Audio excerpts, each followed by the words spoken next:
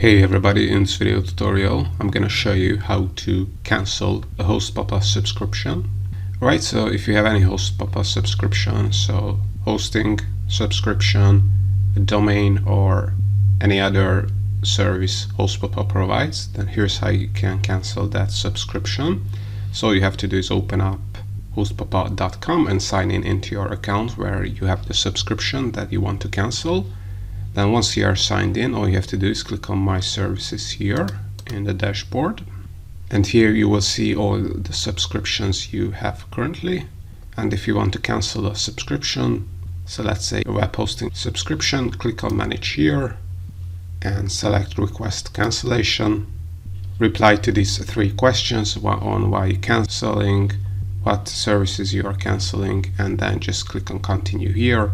And then you have to confirm that you want to cancel this Hostpapa hosting subscription, and your subscription will be cancelled.